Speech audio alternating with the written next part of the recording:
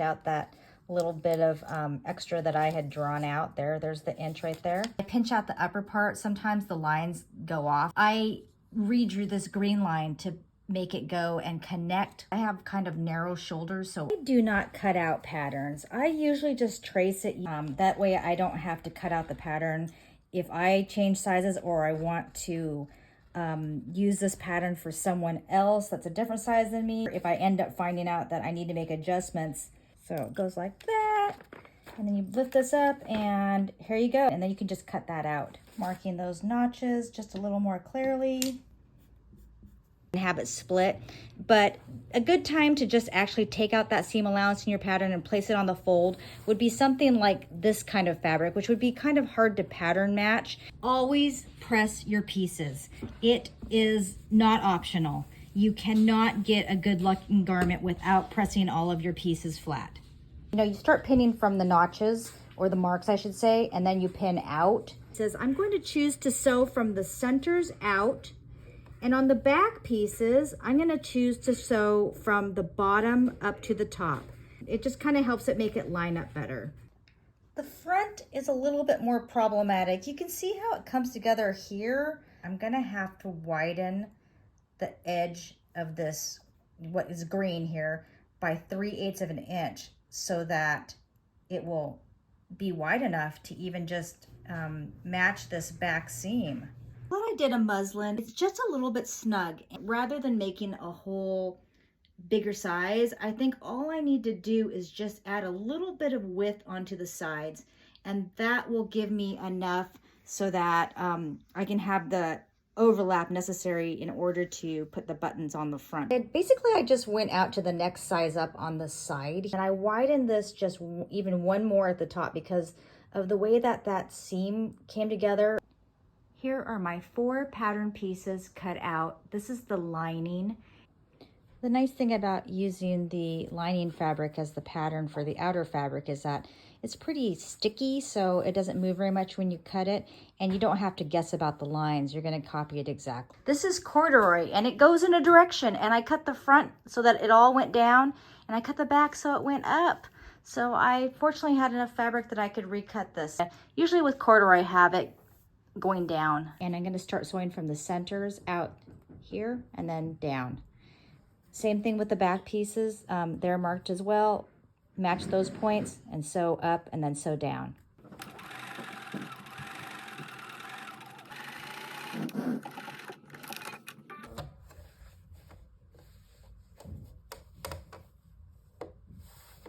This is the lining. This is the exterior fabric, and there's a lot of bulk here. So something you need to do always is think about your seams, how they're gonna come together, and then clip, grade, and notch them. I'm gonna press these open probably.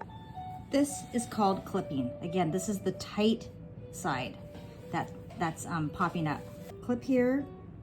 These are really nice applique scissors. They're, the brand is Karen K, and I don't know, I wish I would have bought these a long time ago. You can see that by clipping this is now laying flat. Now this is the wrinkly side, so we're gonna do what's called notching there. So that's where you take little tiny triangles out. I kind of go in one direction here, kind of to where I see the wrinkles. And I kind of give it a slight angle, and then I notch out these. So now you can see I kind of notched out a little triangle there.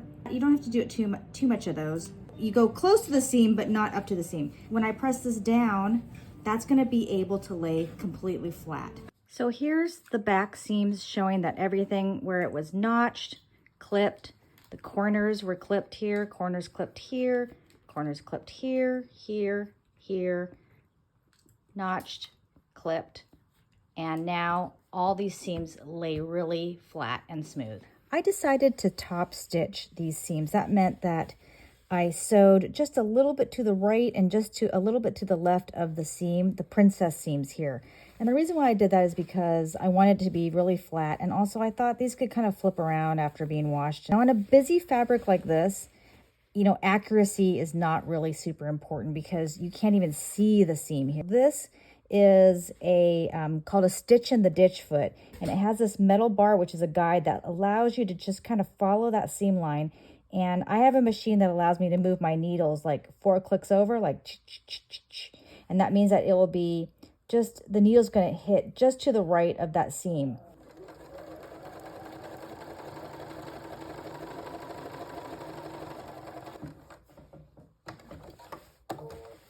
I'm just going to flip it over and do the other side now. So on this fabric, which is one color, you know, a seam's going to be much more apparent, especially with this pile. I had to be extra careful, which is why I use that stitch in the ditch foot. If you don't have a stitch in the ditch foot, find whatever feet you have that gives you some even length. Okay, these have now been joined at the shoulders, and you can see again, sew press clip, sew press clip. The lining and the outer fabric have been fully prepped so that they can be joined. Okay, this is the lining and the outer fabric right sides together. This is a really cool technique for doing vests. It creates a really clean finish and minimizes any hand sewing. And use this on corsets and all kinds of vests. So where you see the pens is where you're going to sew, and where you see the cups is where you're not going to sew. Anywhere there's a pen is where you're going to pin the heck out of it. You're going to put lots and lots of pins so this thing does not shift. And there's a specific direction in which I sew so that things don't get off.